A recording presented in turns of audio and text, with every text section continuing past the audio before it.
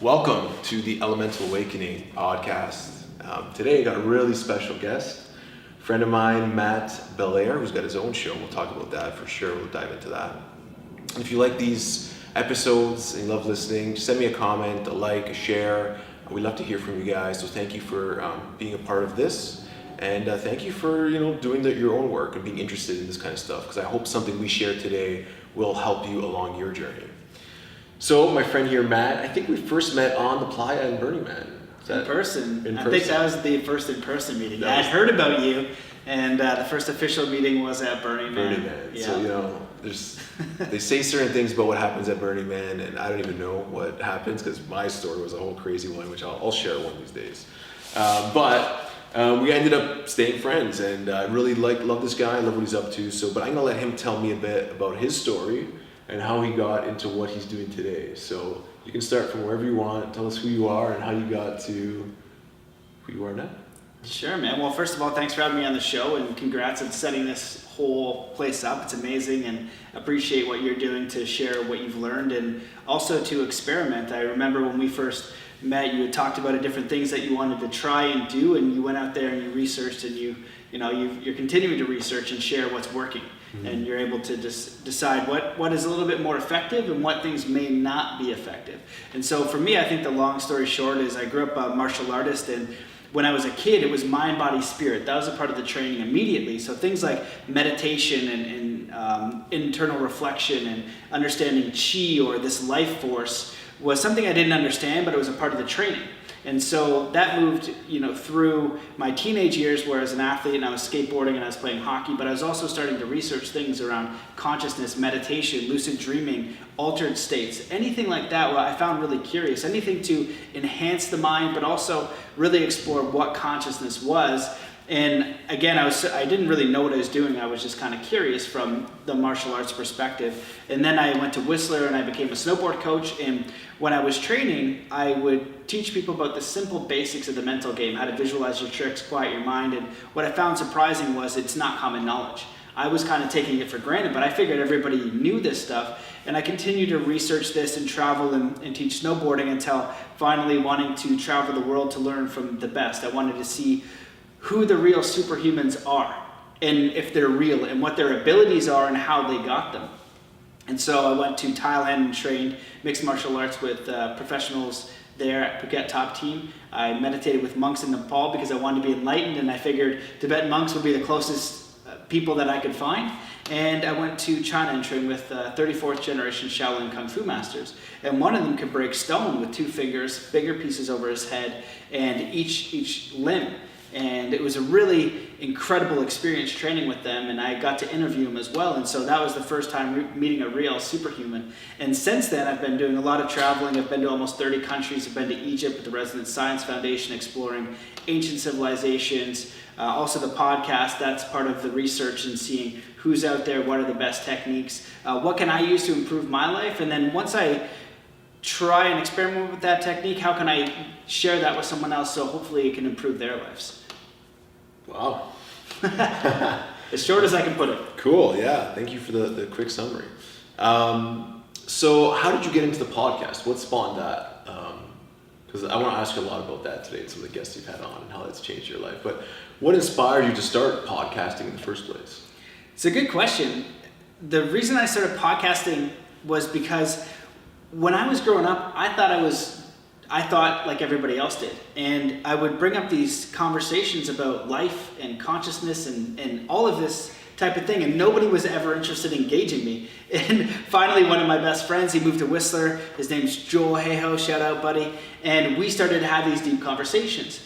Finally, 3-4 years later, there was another friend, Anders Peterson, amazing artist, check him out. And we would have these discussions around deep topics, and it would just be us three. And not everyone else was very interested in diving into these discussions. And so a few years later, I had the ideas of we should record these discussions. We should just share them, and then our friends can listen to them. And because there's a lot of great insights here about just life and things that have worked for us, and helpful tidbits that could help other people. And finally I interviewed my buddy Anders, and I said, hey, do you mind if I do this like an interview? I didn't know what I was doing. And if you look at episode 1, you'll see that. I didn't know what I was doing. And once that happened, after that, I was like, okay, maybe I could interview other people. And I don't know why it was Don Miguel Ruiz Jr. I think it was because I had the 4 agreements, and I figured Don Miguel Ruiz was too popular. He's been on Oprah, and there's no way I could get him. But I know the Toltec lineage is passed down in a linear fashion, so he's going to have all the knowledge, and I might be able to access his son. And he agreed. So I was so grateful, and I'm still grateful to him today. Don Miguel Ruiz Jr., an amazing guy. Those are fantastic podcasts. Very humble, very wise, very knowledgeable. And when that happened, I almost sabotaged myself. It was 3 months out, and I woke up. The podcast was at 10 in the morning. I was like, oh my God, it's today. And I rushed over to my dad's house. I turned on the computer, recorded the podcast, and I was like, okay, I'm going to do this. And it was just to share people who were going to talk about meaningful things. And so I set the intention to interview the most wise, conscious, enlightened, inspiring people and stories, whatever that means. Just people who are trying to make a positive change within themselves, within the environment, positive projects for humanity, and have those discussions so that we can learn more, and we can learn about these people, and we can learn about these projects, and we can learn more about ourselves to have a more empowering life experience. Wow, yeah, amazing.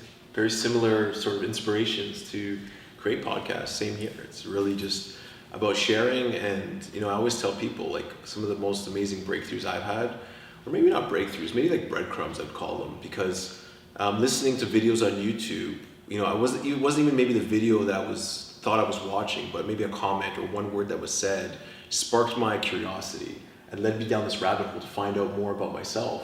And so that's what I'm putting this out here for, all these different guests that come on. I encourage you to that one thing they say that really piques your curiosity, it really brings your attention, dials it in. That's the thing that's probably what's most important for you to pick up on, or to research more in your life. And I'm sure today there'll be a bunch of areas that you can jump into. So you've been doing the podcast now for a couple of years. You've had all kinds of different guests. What would you say was the most interesting guest you've ever had on that really sort of blew your mind, that maybe you didn't expect it to go the way it did? Yeah, man. Well, I'm almost episode 300 now. Very close. I think I'm at 298. Wow, and so I've had so many fantastic guests. You were a fantastic guest. And that was a few years ago, and that was before your fasting experience, which is an extraordinary experience. And then since then, you've done Wim Hof training and all these other things. So had really amazing guests on. For me, by far, my favorite still is Native American elder David Lombear Senepas, who has the most extraordinary story that I have ever heard. And I've been training with him and learning from him, and have traveled with him to figure out if he's telling me the truth, because the stories are mind-blowing, but I don't know very much about Native American culture. I don't know anything. And he is a Mi'kmaq, and so it's like, well, if you're telling me the truth, it's pretty extraordinary. And his story is that he spent the first 26 years of his life on the side of a mountain, being taught by over 600 elders. The teachings included math, physics, engineering, science, biology, chemistry, history, and all of these other things. And he's had a few inventions. He holds the world record for putting high altitude balloons in space, 400,000 feet up, that measure the magnetic field of the planet and magnetic disturbances and anomalies. Also has cameras on them. He's apparently going to release some of that footage soon. And I also know... So he's going to prove the world is flat or not? Yeah. Okay. Well, and we've actually had this discussion in the podcast too, because the flat earthers, I went down that rabbit hole to see what was up there, and asked him, because he's a scientist, he's like, well, you could just put a camera on a balloon and make it go up, and you can see and not cut it. So that's definitely one of those topics, and he doesn't think it's flat. Okay. But I don't know. The thing is about when you go down all these rabbit holes and what you actually know, you only know your direct experience, but then you also know science, but you need to know how to use the science so you can prove it for yourself. And that's where we're in an age where there's so much information. Is the information useful? Is the person sharing it from an authentic space? And will it work for everybody? Because not every technique works for every person. And so learning to discern what you're hearing is also very important. But interestingly enough, since that, I've still been learning from him, but also a Zuni elder, Clifford Mahudi, also has a 20,000 year history. And a Mayan elder, Carlos Barrios, 20,000 year history, and they all speak about the sky people, the star nations, and ancient civilizations and ancient technologies. So I got to share a book with you that just got shared with me. I haven't even read it yet, but the guy who shared it with me basically claims, and I don't know the truth because I got to read the book, but someone that he knows started channeling, and they didn't know what it was. And so they started channeling what ended up becoming a book. So there's going to be a 12-volume book, and basically it's from what they claim to be people from Sirius. And they're trying to sort of communicate to the people of Earth how to ascend, and this whole delusion of reincarnation and dying, and how like people have come in the past, like Jesus, and tried to teach people how to ascend, but they failed.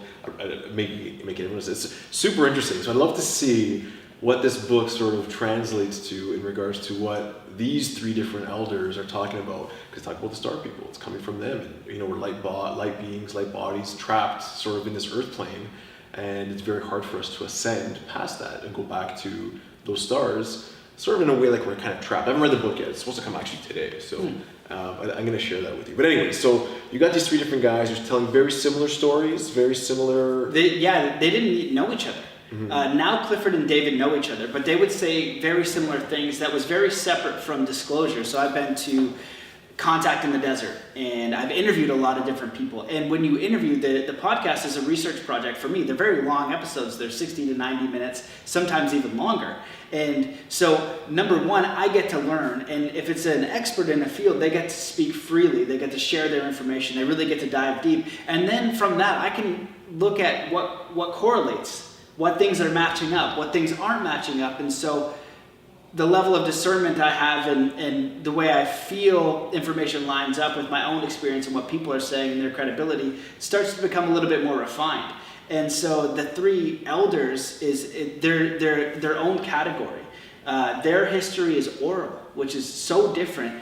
The Westerners, we don't talk about the Native American history. We don't know what the Native American history is. Who's out there asking them? Our own history is written by the winners. They still teach. Well, we don't even know what our own true history is. Like, no, we don't. What's our ancestry, shamanic roots? Because before we were Christians, Catholics, part of a monarchy, we at one point were connected to nature, believe it or not, at some point back.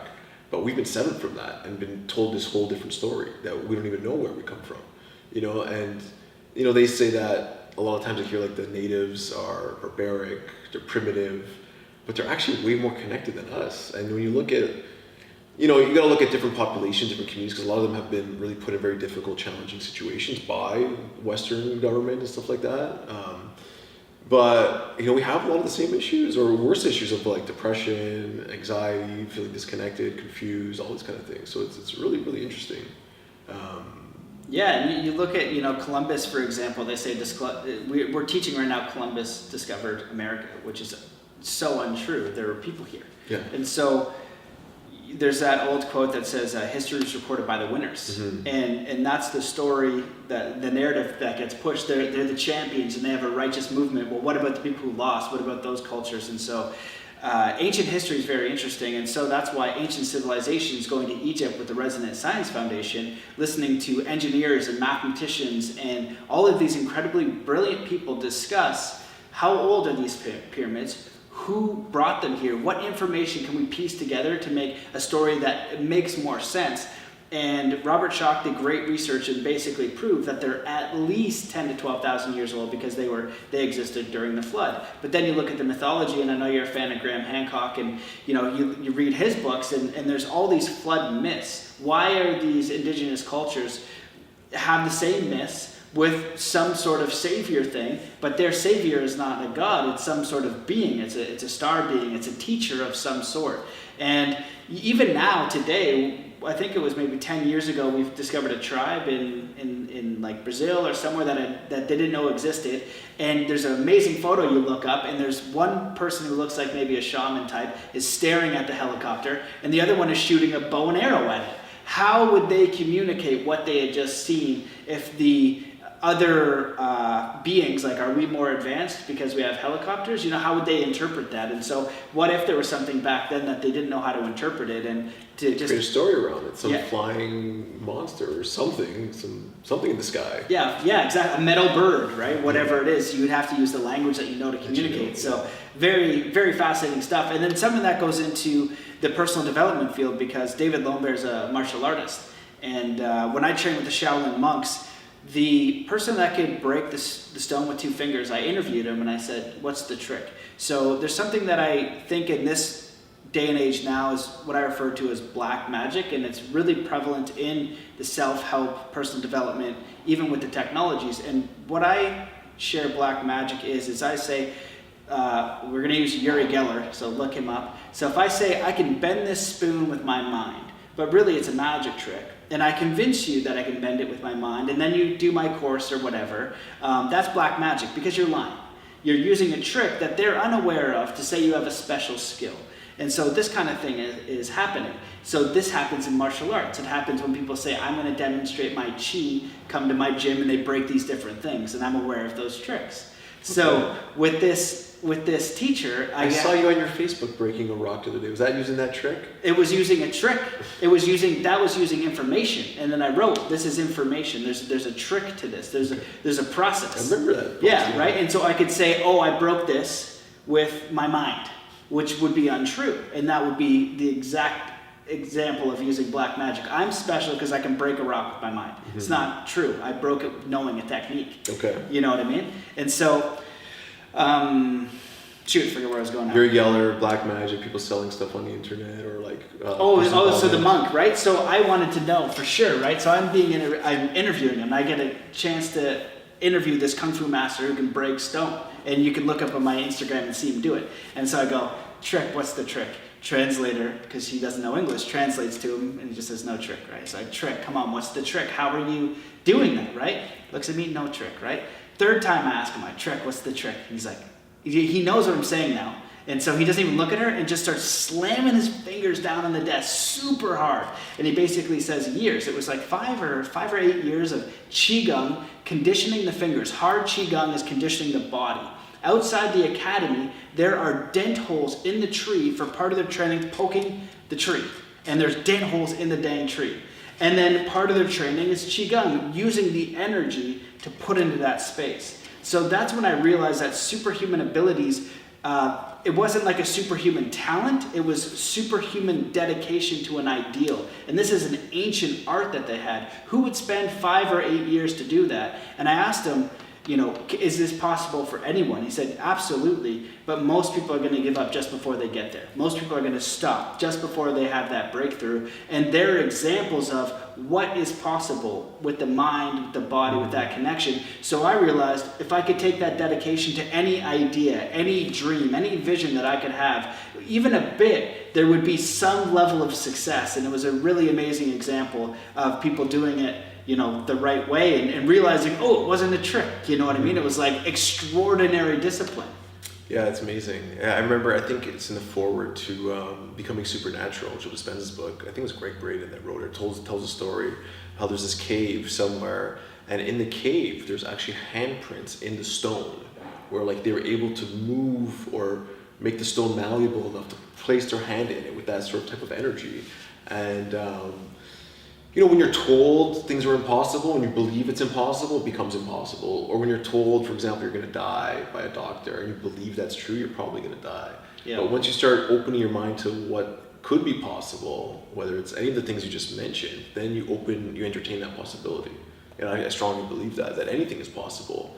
Walking on water, flying, who knows? It's possible. We haven't figured out how to do it yet, but there's so much we don't know about life, about ourselves, about the universe. We probably don't even know 1% of the truth of reality of what's out there. Yeah, right? Yeah, absolutely. And you could ask how can I walk on water, and that's how you create boats, you create technology. So that too in itself is a human advancement. All of these tools and technologies, it could come in the form of technology. And then that's really what the bridge is here. And working with the Native Americans, so I was talking about David, he is a master with nunchucks and other weapons, and that was one of his pieces of integrity where I was like, okay, you don't just learn that. You know, he had I can't mention what the weapons were, but he had one. They're very primitive, and the way that I watched him use it was absolutely phenomenal, to the exact same degree I witnessed in China with the Shaolin monks. And I know how many years of dedication that takes to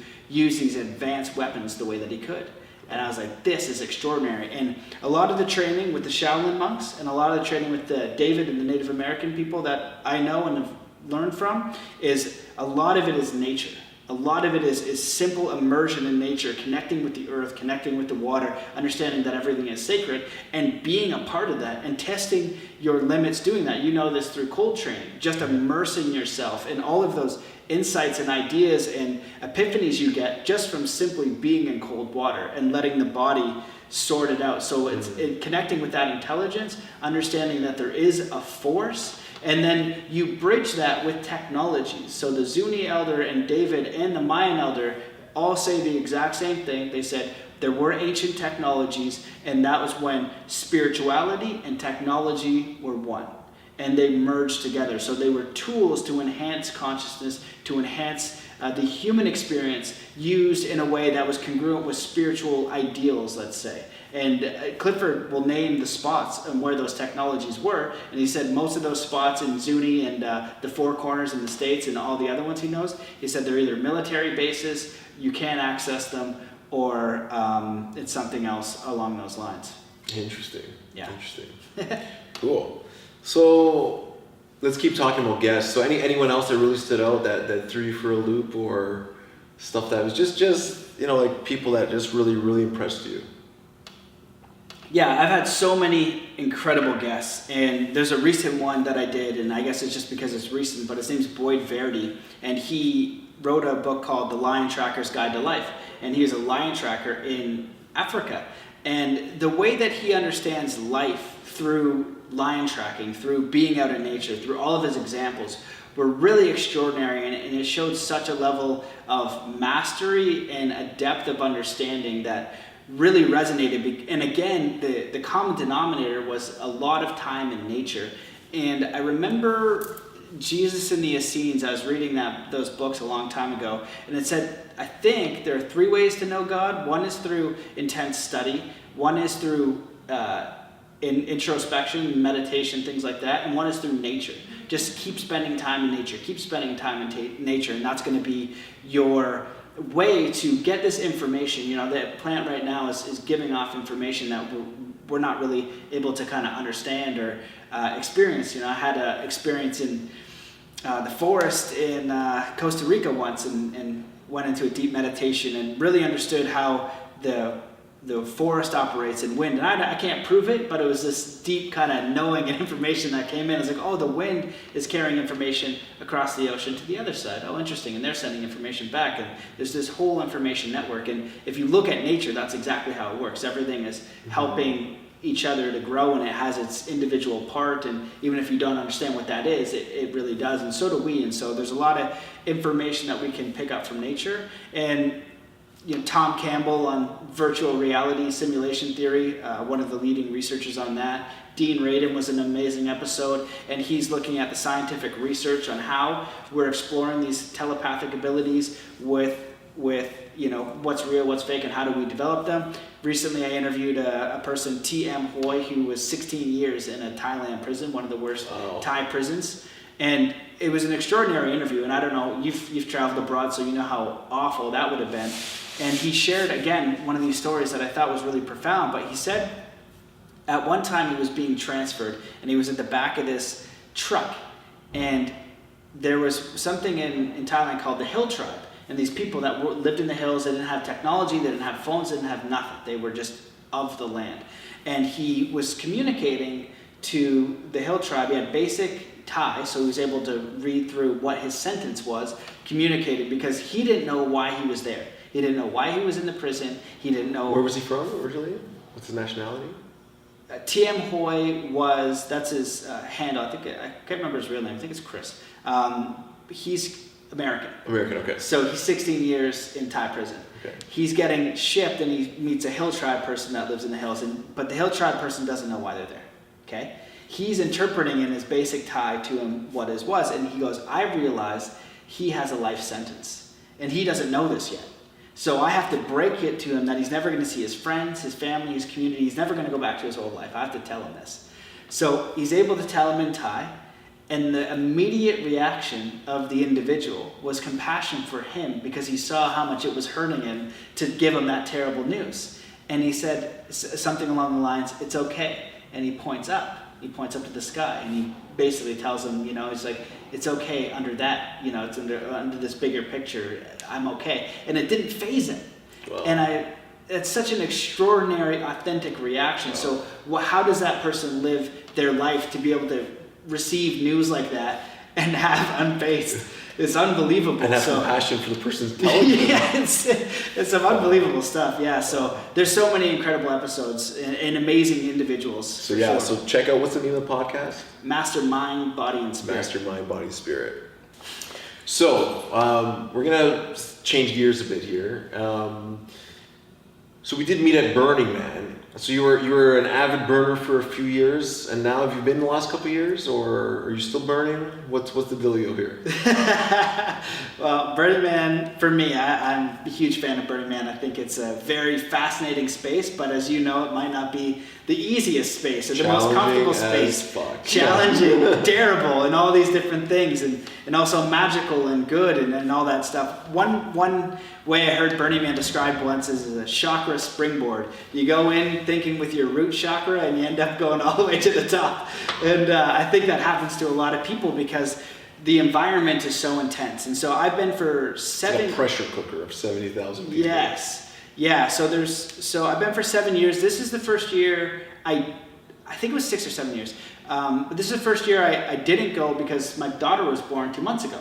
And so, yeah, thank you, man. So it was right around Burning Man time, and obviously leaving my family at that time wasn't ideal, but I definitely would like to go back. And interestingly enough, I just had Caveat Magister on my podcast, and he wrote a book about Burning Man philosophy, and he was very he's very in with the Burning Man community. He's one of the main writers, and he wrote a book sharing what Burning Man, like the principles about it. And so tell me, if someone who hasn't been, a lot of people have mixed understandings. I guess it's hard to even understand it if you never go.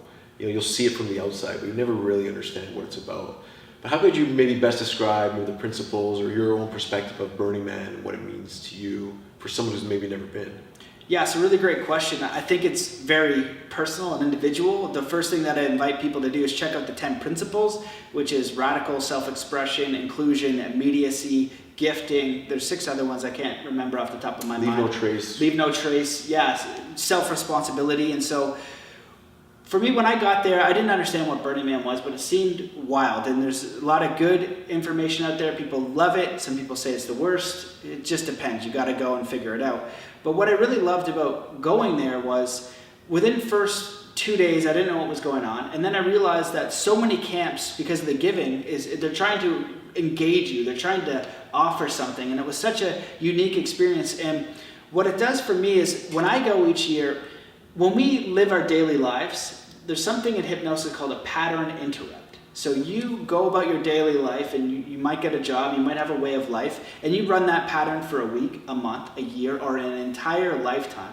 And the more you run that pattern, the more it ingrains itself. What Burning Man does is it doesn't give you any kind of thing to hold on to. There's no past pattern that you can bring into this experience. So you need to be fully present, you need to engage in what is happening, and you are meeting other people who really are trying to figure it out at the same time. So you have these really great opportunities for authentic conversation. Who are you? How are you? What brought you here? How is your life outside of this? And not everybody sees it like that. Some people see it as just the party. Some people see it as the tech valley way to show off. Some people see it as all these other different things. But there's also these amazing talks that would rival any TED Talk going on all day. There's people from small parts of the world that work all year to give you a little lemonade stand all week to see how you are, to give you that moment to engage, because so many people feel isolated, disconnected from their communities. And what it does is it allows for real human connection. And so there's unbelievable art. There's unbelievable games and experiences, unbelievable music. There is the good and the bad. It is the light and the dark. They are both there, very prevalent, and there's a good chance you are going to experience both of them. Yeah, so how does that change people's lives? Like, I hear so many people that had this life-changing experience. Is it just the environment? Is it all that combined, and you immersing yourself in that just exposes you to something you've never been exposed to before? Like, for me, it was like so much expectation that I totally had expectations of what I don't know what I thought I was expecting, and then I had this super challenging experience, and it made no sense whatsoever. I ended up leaving early, and it was just like, fuck Burning Man. I saw you the morning after, so I was like, you had a rough night. You were, sick, rough night, yeah. And it took a couple years to even think about wanting to go back. Like, now it's sort of like, yeah, maybe I'd give it another go, but yeah, just super interesting place to be. I met so many interesting people there, like yourself, and you really find the freaks and the people who are just so out there that they're looking for that sort of place to express themselves, to engage in their own curiosity, to share, to find those deep conversations. Because the people you meet there are some of the most interesting people. Yeah, and I think it's a definite. And I include myself in that category of freaks because I consider myself a freak of sorts. Yeah, totally. And, the fringes, people experimenting, questioning different things, and a lot of what I do the last few years. So after you go for 2 or 3 years, especially your first year, if you go with a camp, they're going to allow you to experience everything like a crazy carnival. Go have fun. Don't worry about the camp setup. After you do it for a few years, you're looking, how do I give back? How do I help other people have transformational experiences? I think, if you're doing it the quote unquote right way, or in a way that I find conducive with the principles and what Burning Man to me is really about, community and togetherness and cooperation and all that kind of stuff. So a lot of what I'm trying to do when I'm there too is help people find their bearings with this experience. And what I've noticed is that I wrote an article on a theory why, but you talk to anybody who's gone there, they'll talk about playa magic, and they say they'll think something, you'll think like, oh man, I really need some scissors. And 2 seconds later, somebody in a tutu will drive by with these huge scissors, and they'll work, and you're like, oh my goodness. And you'll say, hey, can I borrow those scissors? They'll turn around with a smile, you get scissors, and then all of a sudden they'll work in the industry you work in. And don't ride around bikes with scissors, very dangerous. So yeah, theirs, so theirs is like totally fine, it's like a normal thing, right? And so you'll have that, right? But almost everybody will say, you know what, I had that experience. It's called playa magic. In other words, it's synchronicity. And so sometimes I'll meet people that are having a very challenging experience. And I met this one woman, and she's like, I heard Burning Man was supposed to be amazing, but everyone is like catcalling me, and they're being really rude and all this kind of stuff. And I said, from my experience here, it's a mirror. I set my intention before I go to Burning Man. I set my intention in real life. I set my intention each and every day. And I seem to have those mirrored experiences. And so I asked her, what her regular life was like, and she had that experience where she lived, people catcalled, and she was really defensive of guys and things like that. And so all I did is said, what do you prefer? What kind of experiences do you want? And we wrote all those down, and we just said 5 minutes. Then we did a visualization. I ended up getting an email from her, and this has happened many times, where saying, you changed the Burning Man experience. I didn't change it. I helped them think a different thought, put it out into the field, and have that experience. And there's 70,000 people there, more or less in giving. Right. So maybe of those 70,000 people, we'll say 70% are of the giving community and being, and got 30% that are shit disturbers or whatever the case they're doing, and not ideal. I've heard some awful things. I was like, what are they doing here? But it's all welcome. It's intense. It's light and dark. Mm-hmm. So with that field, we do have research that shows that maybe we're in a higher field, that this communication works a little faster, that your mirror is going to work a little faster. And I could give off 10 stories of giving people that information. One other one I'll share, which is hilarious. My friend Joe, he was having a rough night, and he's like, I was like, what do you want, man? He's just like, I want to meet a really great girl that like I connect with, that I have communication with, that, we have a great experience, and I want to have the best music. I love music, and I want to just have the most amazing time. All we did is listen that out, do a little visualization. That was it. Put it out to the ether. We're just like, okay, this is the thing we want, and if it doesn't happen, that's okay. This night, getting on the art car, immediately meets a super beautiful, down-to-earth woman who I had also met, and she was awesome. And she's part of our art car as we go around the playa. Really amazing person. So then they get off, and I don't know what happens to him. I see him the next morning, and goes, best night of my life. This woman is amazing. We're now friends, and we're staying connected. And we had the most amazing night. We were going around seeing art. Everything was perfect. Got this DJ. He's like, but then we were walking around the playa, and Skrillex is one of his favorite people. And so all of a sudden, Skrillex goes by in this huge art car. He looks up. He sees Skrillex. He doesn't know what to say, and just points at him and goes, "Please!" And so Skrillex points at him and just goes, "That guy." And so he gets up, gets a hug, gets the selfie, gets to party like some of the night with Skrillex, and gets off. And so what it seems to me is that when we intend, in our general life, this works, but there it happens faster. In a regular life, it just takes more time because maybe the environment or the vibration or the way that we experience outside what's going takes on more in your time. everyday life? There's Yeah. so much distraction, work, Yes. bullshit, stress. When you really just focus on maybe a different environment that could be more conducive to creating a reality, it can happen so much faster. But I think you can create that in your everyday reality. And I know you've had some interesting guests about that, about mindset. I can't remember the guy's name, but I listened to that podcast of yours. I listened to it a couple times. He was the guy who talks about cybernetics. He was the guy from BC.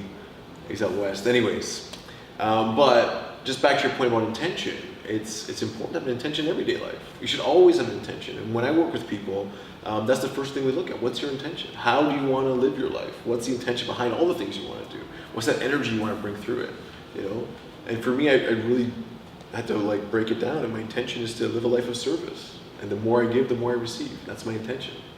To just be there and to serve. And I realized, when I was on a path of wanting to make money, being an entrepreneur, and trying to figure life out from that way, every time I'd have some success, it wasn't that fulfilling as I thought it would be. But when I help someone and they send me an email thanking me, saying this changed my life, and I'm sure you feel that too, it's like, boom, you feel it. It's like, wow, what a feeling. To be able to truly help someone without expectations or without, here's my invoice. And I think that's what most people are missing in life, is really finding that true opportunity or true ability to just give without expectation. And I think that starts with a really clear intention. Yeah. I really love the synchronicity of these stories and the things they're bringing up here. Well, that's a great comment, and I just want to kind of chime in a little bit because from doing so many podcasts, the people that I see that are genuinely happy and fulfilled, genuinely and successful, and we need to define success for ourselves. Mm-hmm. And the common characteristic that I see is that they're doing something that uniquely inspires them. Right? That's genuinely who they are, and they're doing it to help others. When we talk about awakening, an awakened person, a woke individual. Well, one of the ways that I'll describe a woke individual, quote unquote, is somebody takes 100% responsibility for their life and what's happening and everything around them and the feedback and the good and bad and everything. Because if you're not accepting that reality and not taking responsibility, then you can't be in a place to change it. You can't be in a place to change your circumstance. You need to be willing to change it. And the second thing is they don't go from what can I get? How can I get more? How can I get this? How can I get that? How can I give? How can I learn the things that inspire me naturally, become really good at them, but also figure out a way to give back. And when you think about giving back and your intention and getting clear on your values and what's most important to you, you're growing in your own way, and I think that's super important. And that's just how you're living your life. And I think that we're looking for that. We're looking for security more often rather than inspiration, rather than learning, rather than we're in a society now where we want the biohack, we want all these quick fixes. And you go to the Shaolin monks and the people that I've seen make incredible stuff, they're like, oh, you need to do this. And be like, can you do what he does? How did you do it? Oh, years of poking that tree. Here, start today. Poke that tree. Let everything go and let's see you do that. Or can you biohack your way there? There's room for that, but also being mindful of the shortcuts, right? We want ideal processes. There are processes that I've learned that are hacks for sure, but trying, engaging, being open with failure, but being really authentic with who you are, what you want to learn, and how you express that. Yeah, 100%. Bang on, 100%. I love it. Yeah.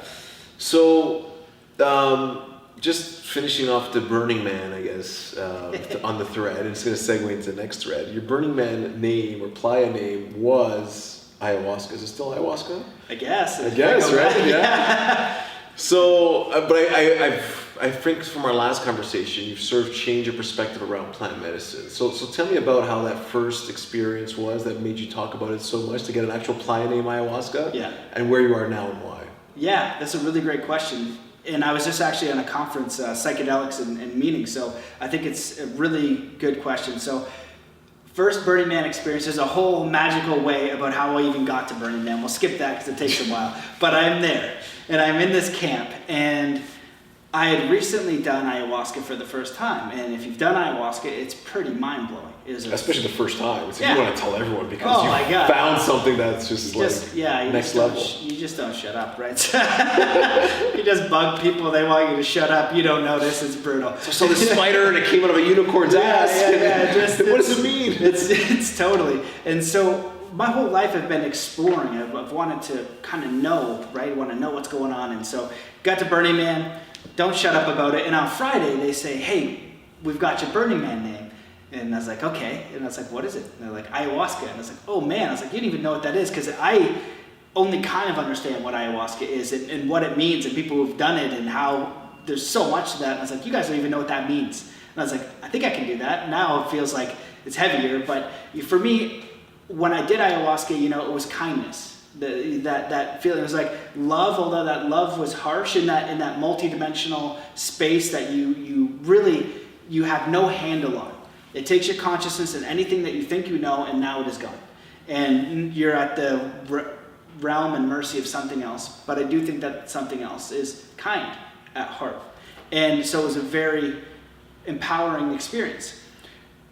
Over time, and I've explored other psychedelics, and I found them to be valuable. What I'm seeing now as a culture is that people aren't addressing it in the same way, where in knowing the indigenous that I know of, David Lonebear says his indigenous didn't touch psychedelics. He's like, that's not true.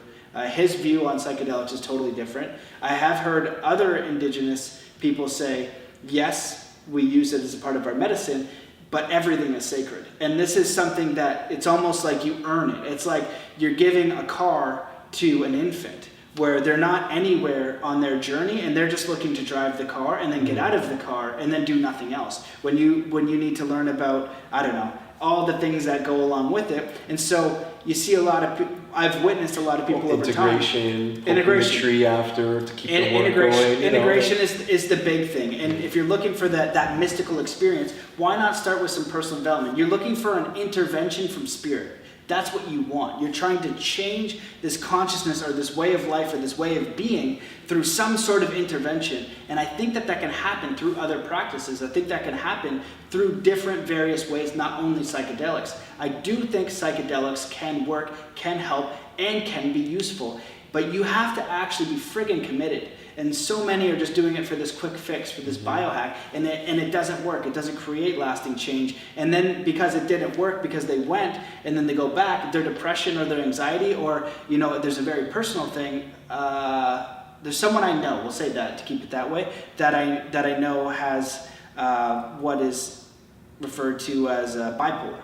Now, in studying all that, and studying mental conditions in these different ways, there is correlation to people who are trying to heal that, setting off negative experiences. And so there is a darker side that not a lot of people are taught to. So the bottom line is, if you are committed and you want to know and you find the right experience, not this quick run-of-the-mill stuff. I personally, for me, I find disharmony with that, and any indigenous person that I know. And this is the other thing about indigenous cultures that I've learned. Not all of them are created equal in the sense that where they were taught. So if their grandfather holds the lineage and their father holds the lineage and then they did it, great. But the Western cultures have destroyed a lot of that, and some of them have lost in touch with their own teachings. And so it just needs to be the holistic view, not a permanent fix, and then take what you've learned and integrate it. And if you want the help back, take what you've learned and integrate it, but it's that authentic yearning which I agree with in many respects, but I think also you have to remember that a lot of people in the West have zero connection to any sort of lineage, and when they're looking for a fix because they're so disconnected, they have anxiety, they want to kill themselves, depression, whatever it is, and this cup of whatever you want to call it, this plant intelligence, gives them that opportunity to breathe.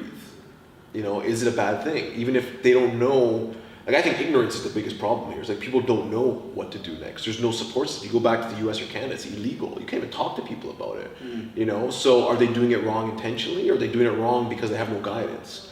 And, I don't think there's really an answer yet to that, because I really believe in plant medicine as a teacher, but I also believe it has to be done with respect, it has to be done properly, and the work happens after. It's not the experience itself, it's how you integrate that into your life, and you're given this opportunity to make change. But most people don't know what to do, and there's no real book on here's how you make change in your life.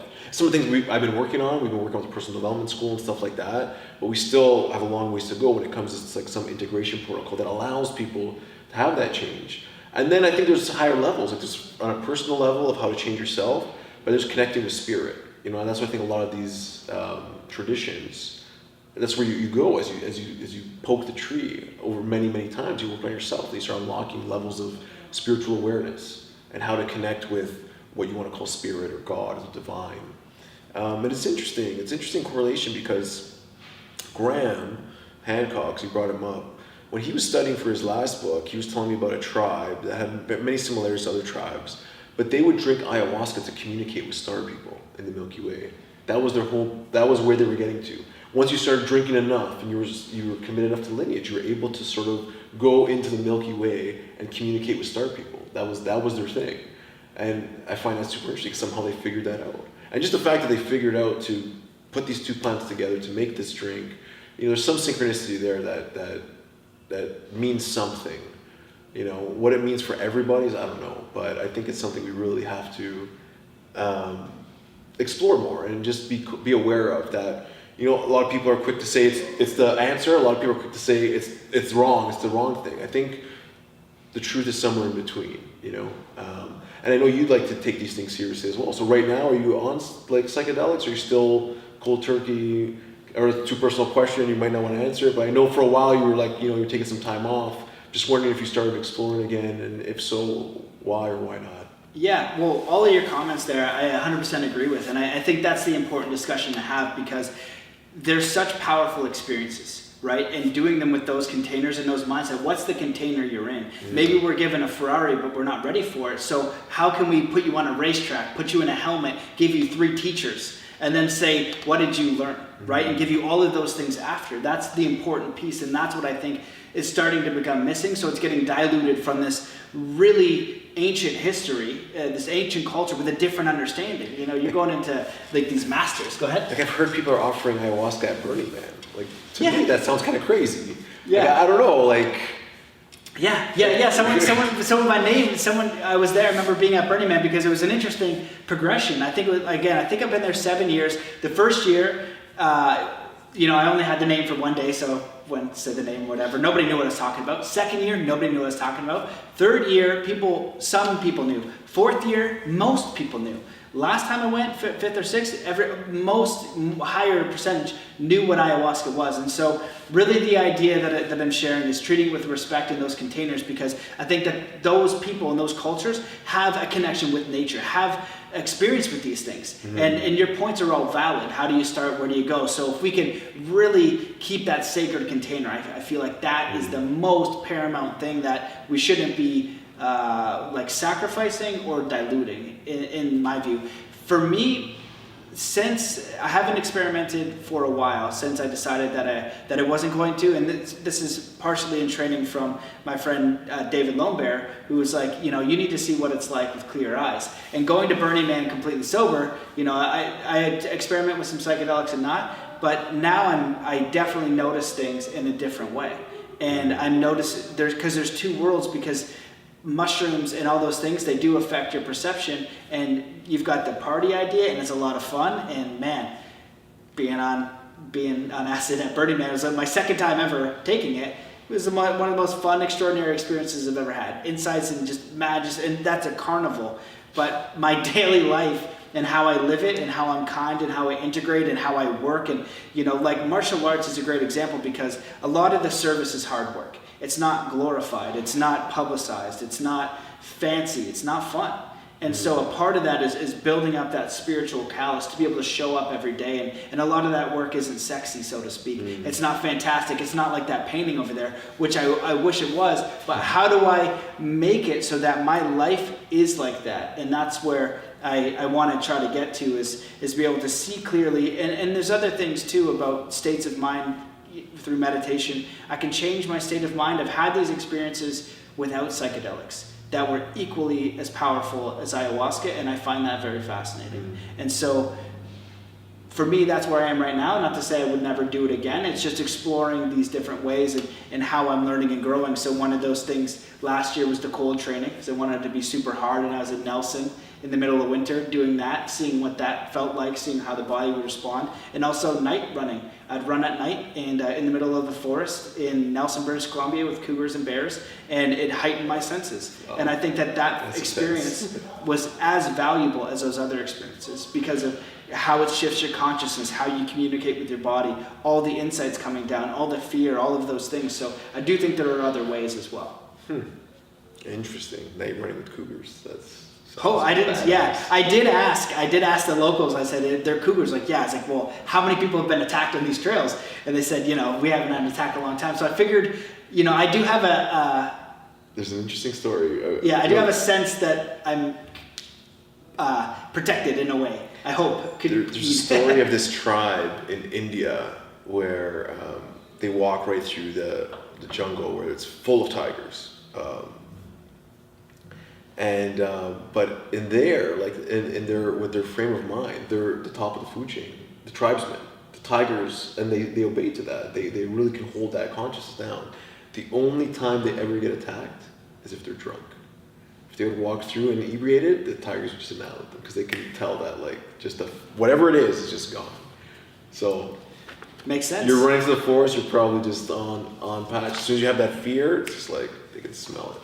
Yeah, and even fear is okay, and I think that a lot of this stuff is working through the darkness, right? The light and dark, and some of these more grounded practices from martial arts and things like that.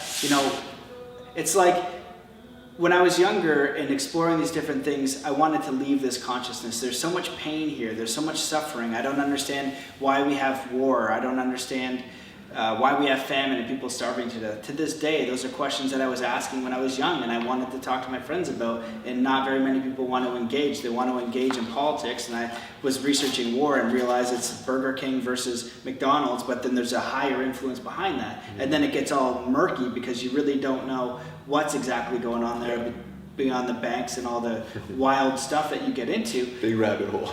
Big, huge rabbit hole. And what I hope is to engage in this consciousness, in this reality, and this be the most magical, beautiful, engaging experience. Because when we go into virtual realities, we're trying to make it more real. Than it's such a profound experience. But what would be the next thing? It's like, oh, you have these senses, and I think we're dulling those, right? And so, how do you know we're not living in a virtual reality right now? I don't. I'm totally cool with. And then the virtual reality became so easy and fun. So let's add a little darkness to make it more interesting. Let's challenge ourselves, because if you had a perfect virtual reality where you just played sports all day, had sex, and ate, and whatever the hell you want to do for fun, after a while it would get kind of boring. Oh yeah, well, you talk about the podcast. One day I wake up and I have a 2.5-hour podcast with Tom Campbell, who's one of the leading physicists on simulation theory. Half an hour break, eat some lunch, 2.5 hours with David Lonebear, the Native American elder, scientist, mathematician, saying the exact same thing. You are in a virtual reality. I believe that. And I was like, that was a heavy day. My brain hurt quite a bit. But you have a physicist and a Native American saying, and I was like, what? But it does make sense. And so if we are in a virtual reality, what does that mean? Is there meaning to this? And you go into a rabbit hole of different questions. And I think ultimately all these big questions come down to, how do you want to live your life? Who do you want to be? What kind of impact do you want to make? What are you inspired to do? And how can you live a good life? I think as long as there's consciousness, there's meaning.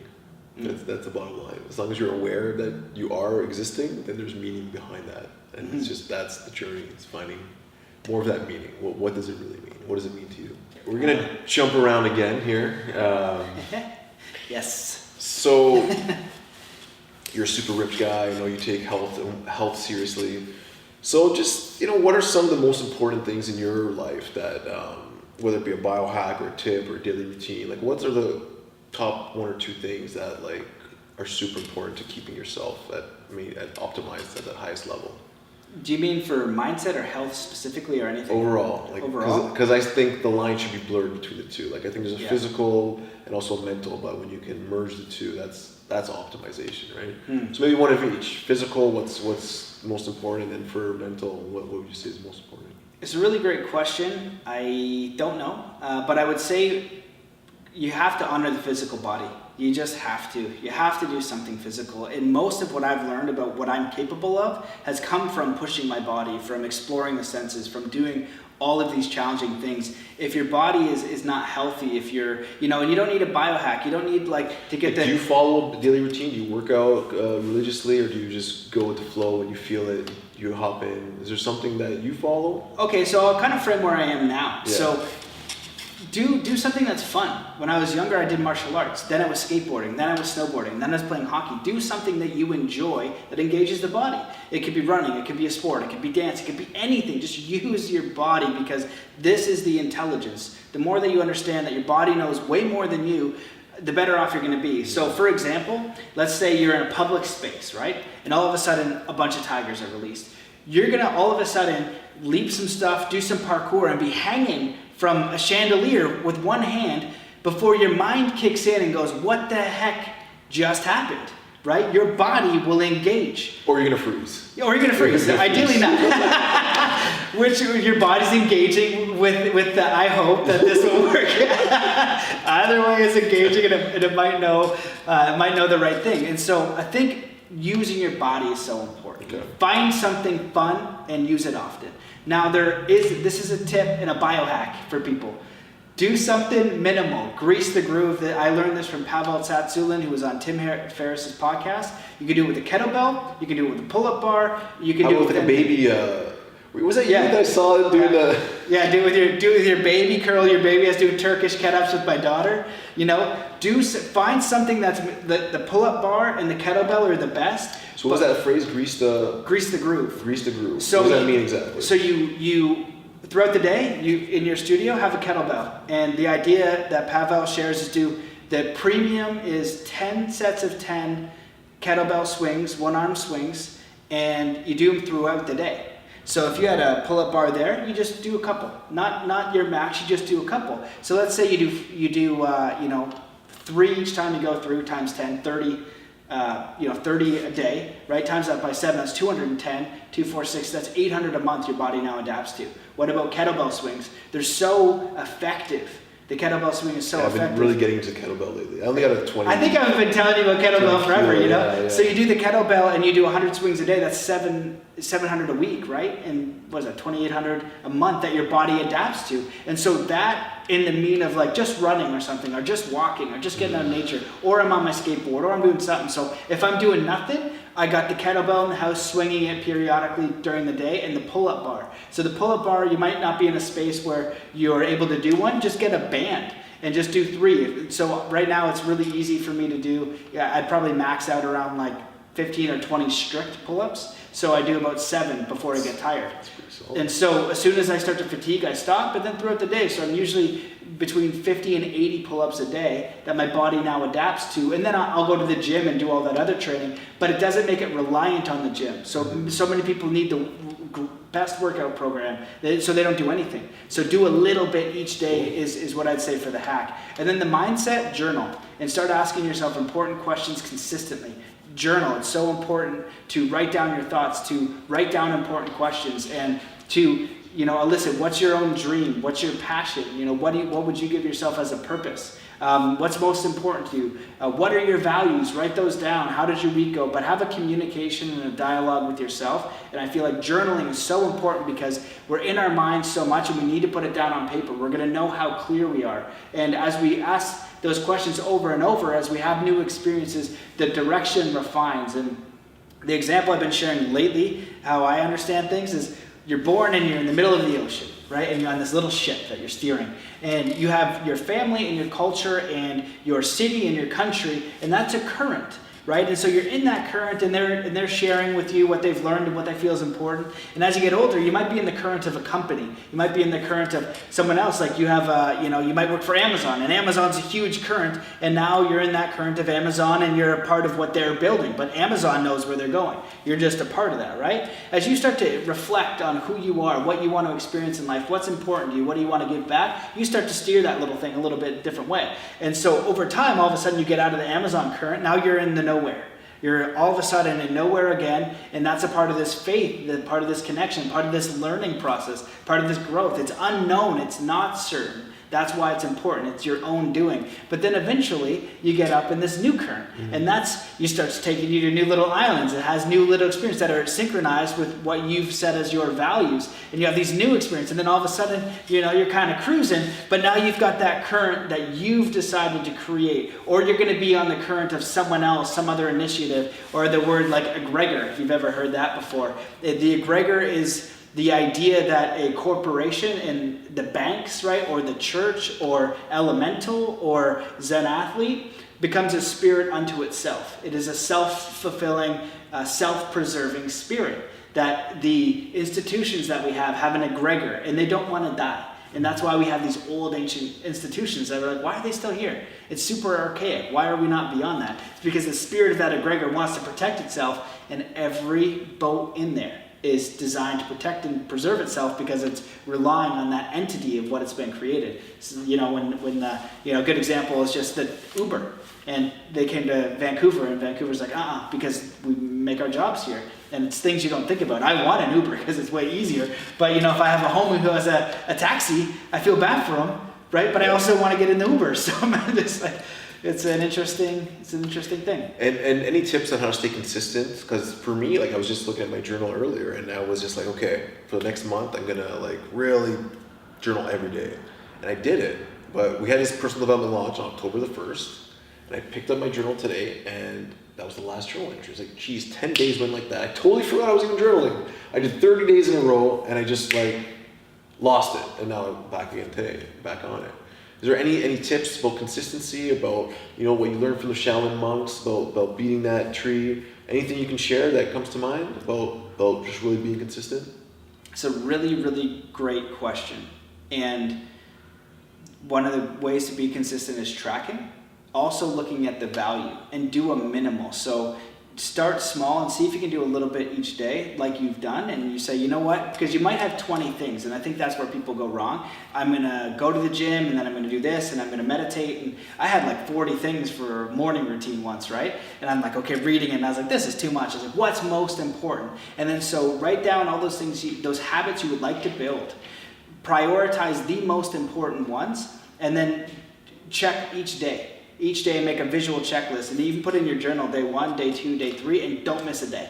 And if you get off track, and then you're going to look and you'll see which ones are most important to you. And if you're finding that you're off track, go back to your why.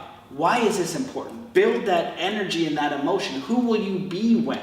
Right? If you want to go to the gym every day and you're not, just do a minimal. That's what I was telling my cousin, he wants to get in better shape. And he's like, yeah, I'm going to go to the gym 3 times a week. I was like, dude, you got to go every day. I was like, but just do a minimum. Just go to the gym and make an agreement with yourself that you're going to walk a kilometer.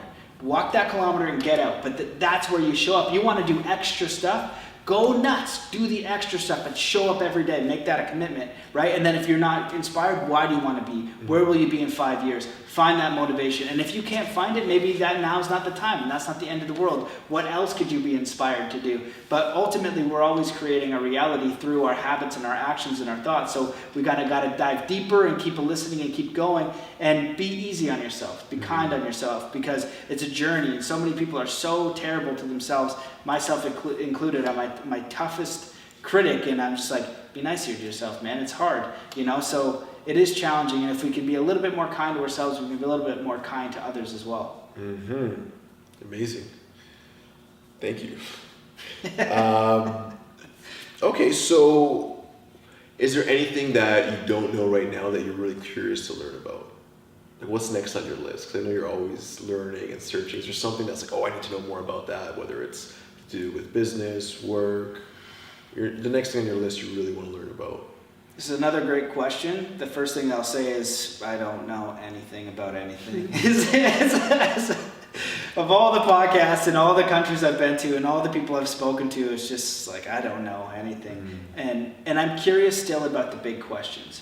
I would love to know, how do we create peace on this planet? I would love to know that. I would love to know any effective strategy to create a more peaceful planet. That to me is so fundamental. It is such a human civilization upgrade. It is so paramount. If there were extraterrestrials and they're looking at us, and let's say there's the extraterrestrial Olympics, right? Like Team Canada versus Team USA, but it's like Team Earth versus Team Pluto or something.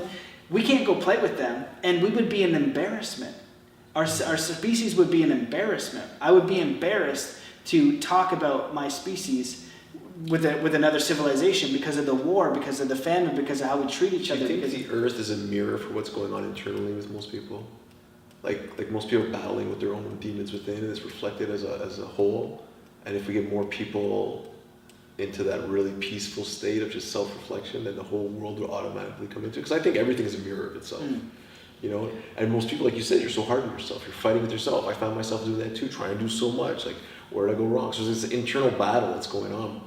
And I would say I'm in a good place compared to most of the people that I talk to that tell me about like how much they're struggling and self-guilt, self-loathing, depression. Do you think there's any correlation there from your own experience? Yeah, I think that's a fantastic insight, and I feel the exact same way to a degree, because that's when an individual is suffering. That might be alcoholic, overweight, uninspired, hate their job, hate their life. When they go in and they start to understand themselves and understand how they think, start to elicit their values, start to make different choices, start to take different actions, their life and how they experience it will change. You want to change the world? Change your world. It's the only one you actually can change. And then people around you start seeing this different. And everything becomes different, but you become more empowered. From that empowered space, it doesn't take away that we still have war. It doesn't take away that there is a truth that people are starving to death because they don't have food. And that is why if you are in a country where you have an opportunity to empower yourself, it is so important to do so. And there's a dangerous thought I think out there now, is, is it's like, oh, it's all, we're ascending and we forget about that. But I went to the Parliament of World Religions with David Belair, and it was a very eye-opening experience. There's one of the things he said in one of his teachings, he's just like, if you see a homeless person, give them $1 or give them what you got. You don't judge them. Maybe they want it for booze, just give them the $1. They need the help. You're a spiritual person, help them. And in his talk, and I watched him do this, he went out, he spoke to the homeless people around in Toronto. He asked them how they were doing, how their day's going, just interacted, gave them what he had. And when he did his talk, he's like, I watched 70 people with collars go around and just walk past the homeless people. We had security go out and remove the homeless people. This is supposed to be the Parliament of World Religions, the most spiritual people on the planet, not helping the people in need right outside the building. How frigged up is that? Now, go another... Well, there's a funny meme that was going around the internet, and the Pope, or I don't even know if this is what they're saying, but we want to pray for all the poor people as they're holding this golden chalice that they're drinking wine out of in the background, like everything's gold. It's like we want to pray for the poor people. Yeah. But praying, I think, is taking action is more powerful than just saying and thinking. I love that, because when I went down to Guatemala, for the Mayan fire ceremony because I wanted to learn from Carlos Barrios. And he's a Mayan elder, and there was a festival there. And there's two things, I saw the festival world and some good intentions, and also like some kind of like more focusing on the glitter and the face paint. And I like dancing, and I think that's all great, right? But we had this panel, and we had these young people, 20 to 30, talking about all these things of ascension in the Mayan calendar.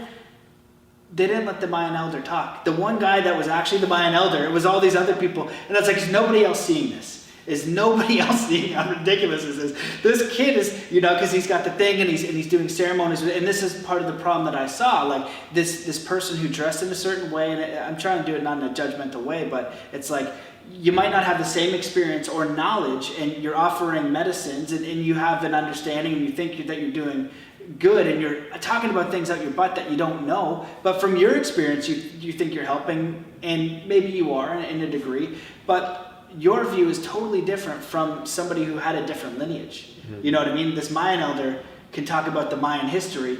You're saying what you think and what you learned on YouTube, which is great, and there might be some validity to that, but you've got this other person here, and so there's a respect in those cultures about the elders. They know more, they've had more life experience, and so I think that that's important. And so, crap, what the heck was I talking about again? You're talking about going down to the fire ceremony into Guatemala. We were talking about... Oh yes, okay. So when he finally got to speak, and he basically gently said, "We have all these panelists up here. You're asking about the Mayan culture." There was also too in Guatemala. I think it was 200,000 people were massacred in the early '90s because they wanted to do ceremony in Tikal, where they had done ceremony all their lives, and now they were finally allowed back, and that's why it was really important. So finally, I heard one of the Mayans get to speak about it, and. He said, there's a lot going on out there, right? In this spirituality, in this new age. And he's like, some of it is good because we're looking within, right? But some of it might be a little bit misguided, right? The technique might not work to the same degree. That's why I love Wim Hof, because Wim Hof is like a regular dude. He's freaking hilarious. He can actually do the things that he says, and they are superhuman. They make us think like, holy crap, like, our body can do that. And this guy, he's not going around trying to be uber spiritual or make it anything. He totally could. He could play it that other way, right? And so that technique is like, okay, there's some validity to that. That guy's wild. But some other techniques around all these different things might not hold the same efficacy or be as valid. And so he's just sharing. He's like, you can do all those and explore. Please do. And keep engaging. The most important thing now with the New Age movement, with spirituality, is spiritual action. We're so in our mind. I've heard people say, we need money to make a change. Well, that would wipe out 90% of the population, all the poor countries. Most of the poor countries, it's 3 billion people, I think, when I looked it up, live under $2.50 a day. So nobody could help each other there, right? And so you just need a hand. And I've read a lot of spiritual books, had a lot of spiritual guests on my podcast. I'm always engaged, always trying to learn. And, I don't really know what spirituality is still. It's an idea, it's a philosophy. I like the Buddhist philosophy. It's very simple in a lot of different ways. But the best spiritual teaching I've ever heard by far was from my friend, again, David Lonebear, who said, do 3 kind acts a day. Go out of your way to do it and don't tell anyone. And if we look at... Well, that's the key. Is don't tell anyone. Because a lot of people do it so they can tell everyone. It becomes egoic. I did it so I can tell people how good I am. Not about because I want to help someone, right? Yeah. And so he has to add that in, unfortunately, because that's how we are. We had to add that in. But their culture, the indigenous cultures, they just took care of people. That was just how they lived. That was the, you go to different cultures. You go to Canada, it has a culture. You go to football stadium, it has a culture. You go to these different places that have a culture. You go to Burning Man, it has a culture. So how can we cultivate a culture of community, of support, of help, of brotherhood, of being able to hold your hand out and not have it chopped off with somebody helping you? And so the 3 kind acts a day, I used to think I was kind and compassionate, and I was, but I'm now kind and compassionate in action. And one of the best ones is get someone's name, because I didn't know how to do it at first. I was like, well, I can pay it forward 3 times. It's like, no, pick up a piece of trash, listen to someone, tell a friend that you miss them and give them a kind word, compliment a person, but get someone's name counts. And when you go to a restaurant, get their name. And when you go through the checkout, get their name. And you just always see them light up, because it seems like we're moving more towards an artificial reality, wanting to escape this rather than engaging the reality and the people that we're around. And if we want to affect our community and want to create that connection, who better than who we're meeting throughout the day? And how you don't know how it's going to affect them if they're feeling so lonely and isolated, just saying hello, and how meaningful and how important that is. And so I feel like spiritual action, actually just doing something when there's an opportunity.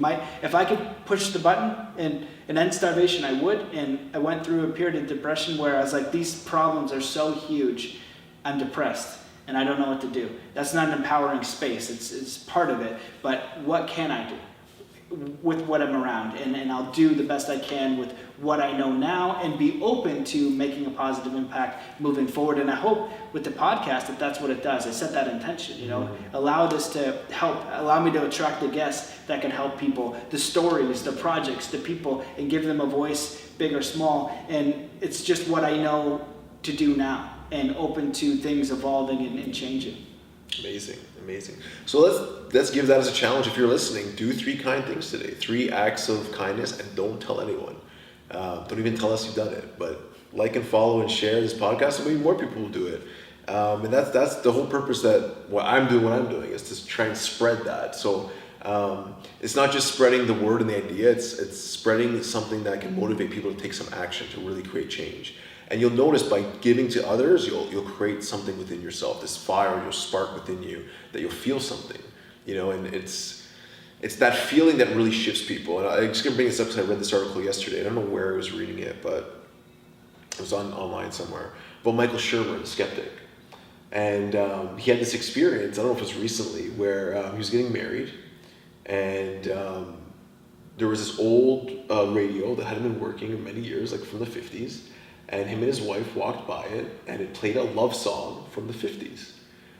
And it was like, I don't even know if power plugged into it, it just played this love song. And the wife said something along the lines of, she knew at that moment that her grandfather was there, and just congratulating them or showing his love by playing this love song.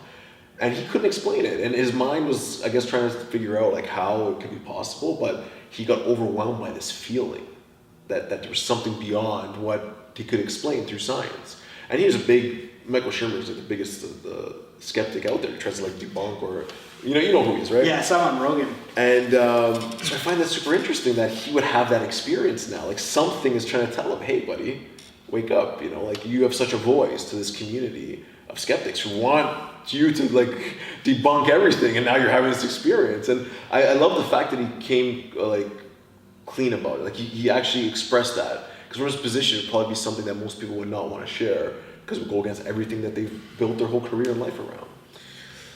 So just to wrap all that up is do it and you'll feel something, and then share the feeling rather than telling people about what you actually did. Well, I'd love to add on to that. So David, too, he's a mathematician and an engineer. And so what he says is pretty out there.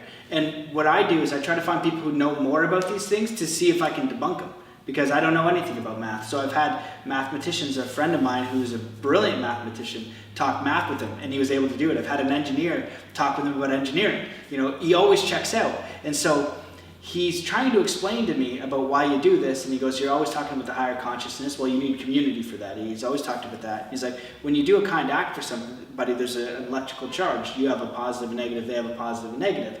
And so as you do this, you're storing somewhat energy, but when you share, and this is an hour talk that and he does it with math too, which is really weird, so I'm barely following it. But the idea is that when you tell someone, you're giving that energy away, right? Because it's about you being special. Now it's the ego. It's all about me, right? And so not about we and the actual act to do it for service.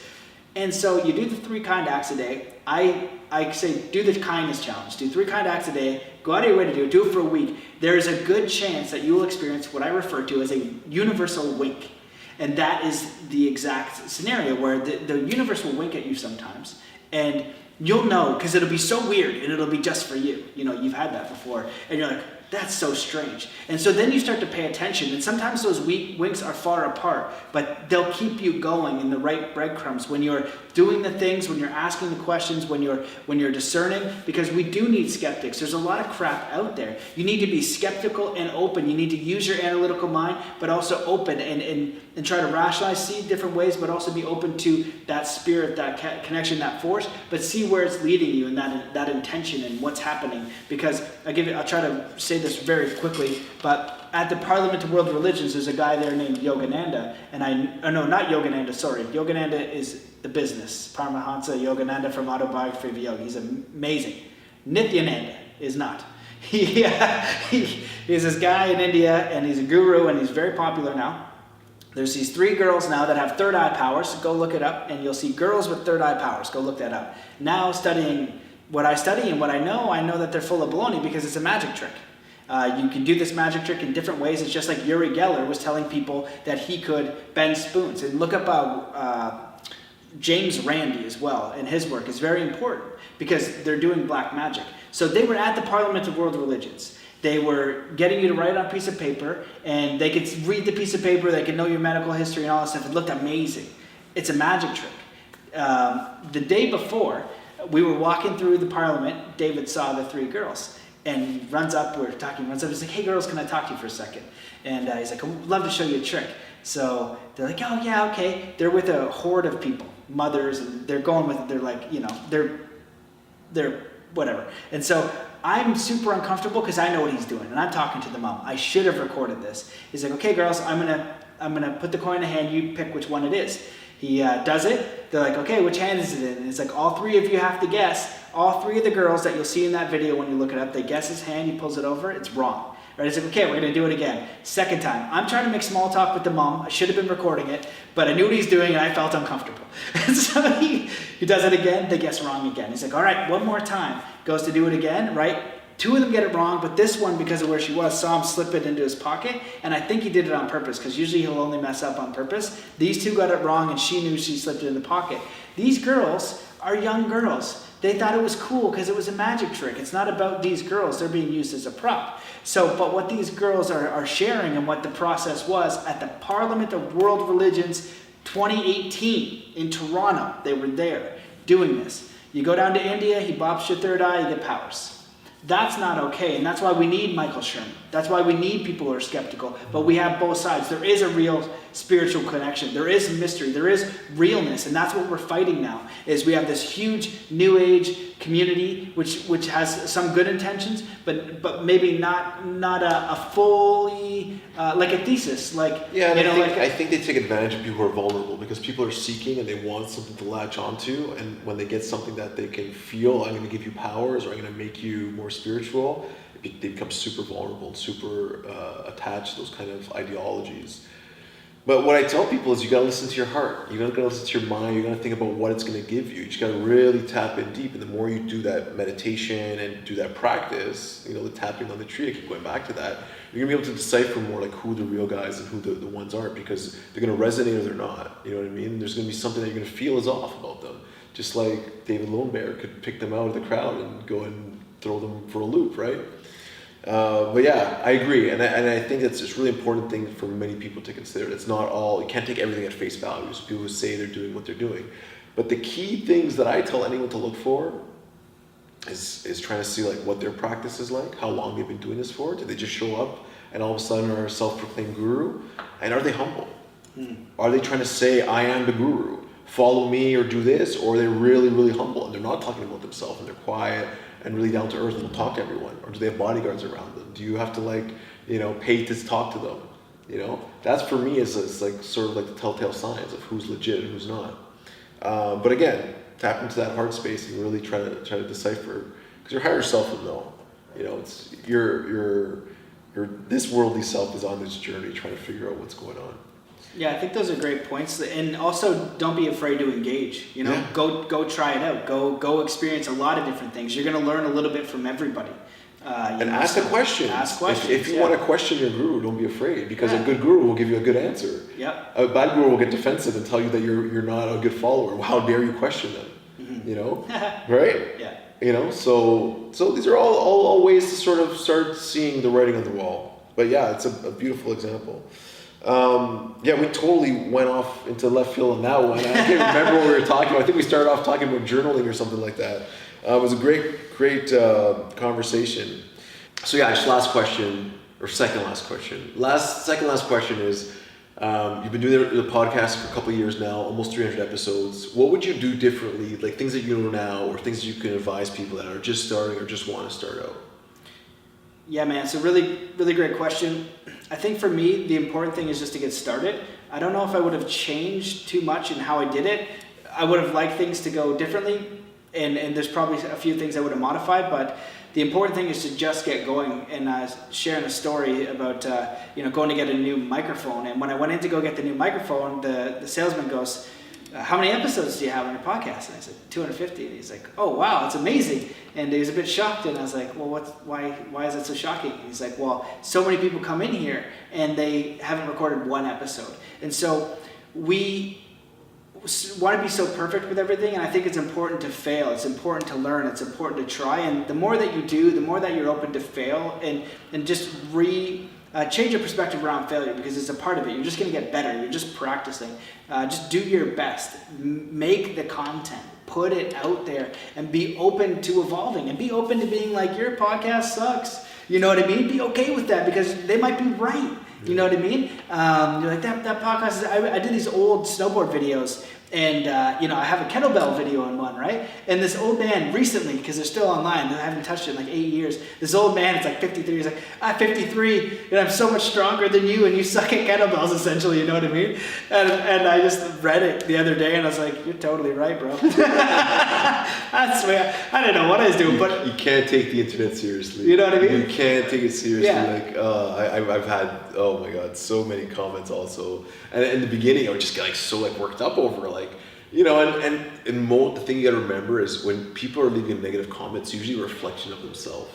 They just want an outlet to sort of just dump something out that they're seeing a reflection of themselves. So don't take it personally.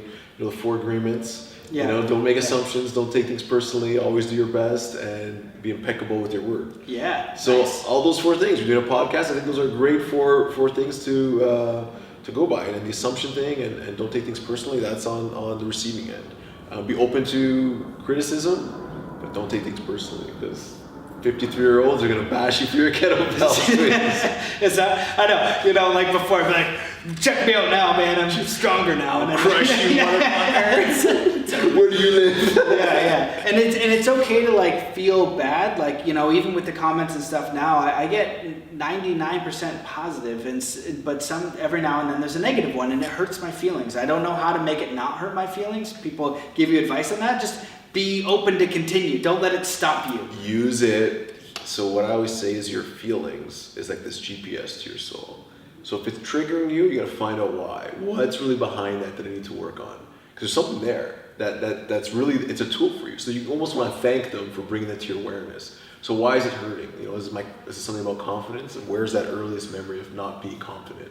Because there's something there that you probably have this program running in your head that's like, oh, be careful. You don't want to be embarrassed, or you don't want to look weak, or you don't want to do whatever, which is totally not true. But you have this program that you picked up somewhere, probably in your childhood, that you don't even remember.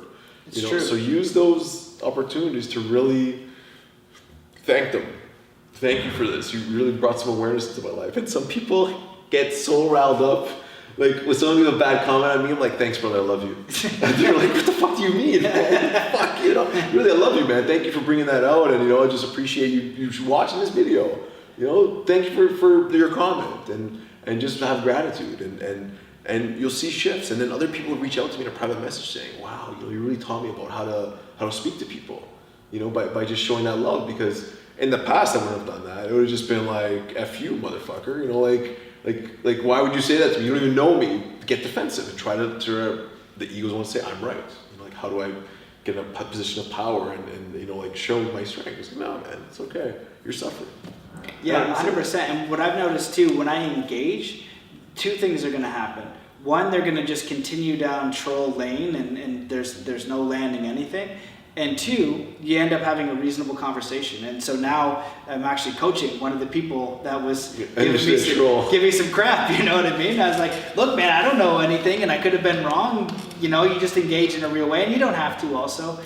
So yeah, that's all really, really great advice. And, I know it for sure through martial arts and all that kind of stuff is like that feeling that cultivate. There's always something there because as I evolve and, like I look at the kettlebell one, that didn't faze me. But if I had done it at that time, it would have fazed me because I'm like, I don't know, I'm still learning the kettlebell, but I'm trying to help. And people will put down your trying. You don't just start as a master, you take years and it's okay to be in the process. So just be okay and humble with where you are. And I think that's a big theme I'd love to see in personal development and spirituality and all that kind of stuff is the humility that you said, the authenticity, and be okay with what you know and what you don't know, with what you worked and what didn't work. And that's so important, is to be the belt you are in. And in this space, a lot of the time you can't tell what belt someone's wearing, but they'll always tell you it's a black belt. Yeah. You know what I mean? But the real master is not going to be talking about the belt. Exactly. Last question. What are you grateful for? And on gratitude. It's a great question because I'm a new father. I'm grateful for my new daughter. I'm grateful for so many things. I'm grateful for my life and my body and how it works. I just talked to an old hockey coach that reached out. Somebody had given him my book and he coached me in hockey at 14. I find out he actually he was working on Richard Branson's jet motor for his space flight. The guy was an amazing guy, waking up at 5 a.m. teaching us hockey and then going to drive to his job. Phenomenal guy. Shout out Glenn. and went through a stroke and has been recovering for 5 years, and just how quick things can change, and how we you take away your eyesight for a day. I'm genuinely grateful for my eyesight. I'm genuinely grateful my body works. I'm genuinely grateful I have people that love me. And when we realize that, if we can learn to be content with what we have, no matter what it is, we're always going to be content. If we can't be content with what we have wherever we are now, we're never going to be content with the next thing, with the next house, with the next car, with the next job, with the next apartment. And I'm like this with knowledge too.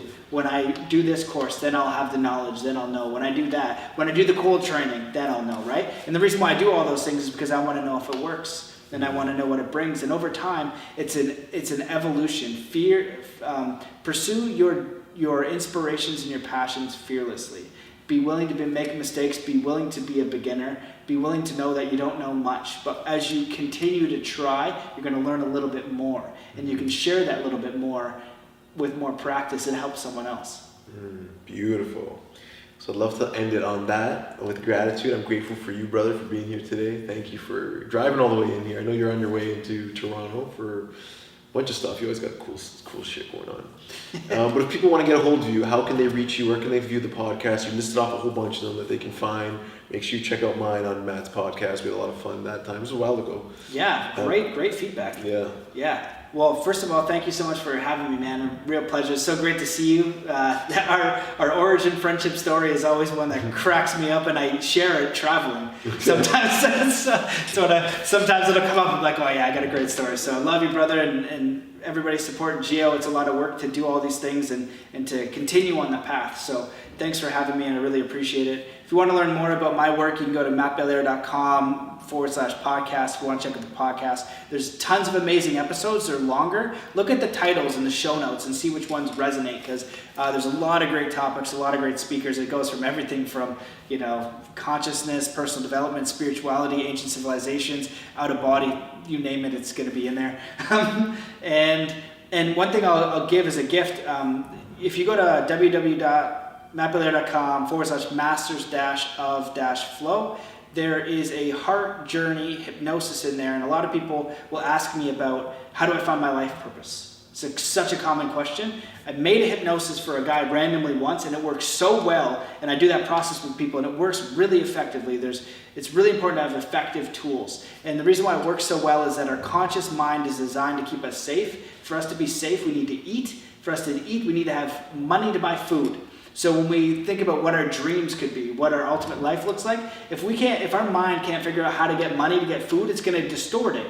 But when you're hypnotized into your heart, you can get authentic answers. And that's all this is a process where you go into your heart through a process. You get fed a few questions, and you can see it from a different lens, a clearer lens about who you are and how you'd like to pursue that. And once you have that, when I work with people, it's so often that people will quit their jobs, and we're doing nothing special other than asking very important questions, getting very clear on them, and then all of a sudden the world starts to shift when you take those actions. So when you see it repeatedly, it's a good process, and so you can have that experience for free. And I think the Zen Athlete book is there, and it may as well be Zen Mastery. It's just tools for how to create your reality. So just offer that, and I'm all over the place. If you Google my name, say what's up, say hello. Cool. That's it. So yeah, check him out. Awesome guy. Like, subscribe, share, follow, do whatever you got to do. Reach out to us. We love hearing from you guys. Say hello, and we'll see you next time. Thanks for tuning in, guys. Peace. Peace.